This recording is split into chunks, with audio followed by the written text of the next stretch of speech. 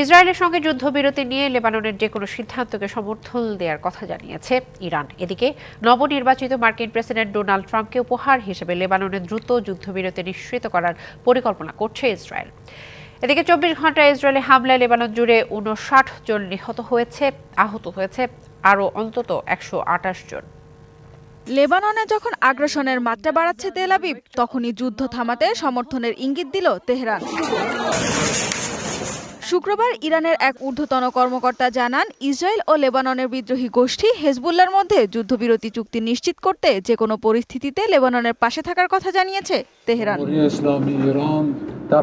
এর আগে গেল বৃহস্পতিবার লেবাননের পার্লামেন্টের স্পিকার নাবিহ বেরির কাছে একটি যুদ্ধবিরতি চুক্তির খসড়া প্রস্তাব দেন লেবাননের যুক্তরাষ্ট্রের রাষ্ট্রদূত।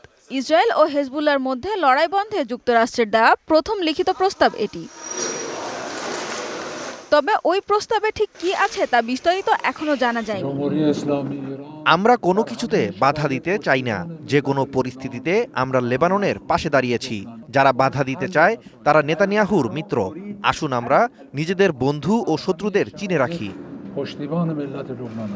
এদিকে ইসরায়েলের কৌশলগত বিষয়ক মন্ত্রী রন ডারমার জানিয়েছে, লেবাননের দ্রুত যুদ্ধবিরতি চুক্তি করতে চায় ইসরায়েল।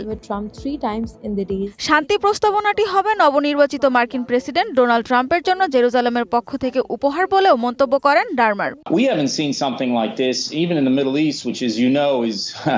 সানজিদা ইসলাম তন্নি, ডিবিসি নিউজ ডেস্ক। নগদের সর্বোচ্চ বার 167 টাকা রিচার্জে পাবেন 1 লাখ টাকা পুরস্কার। আরও আছে প্রতি সপ্তাহে পুরস্কার ও ক্যাশব্যাক।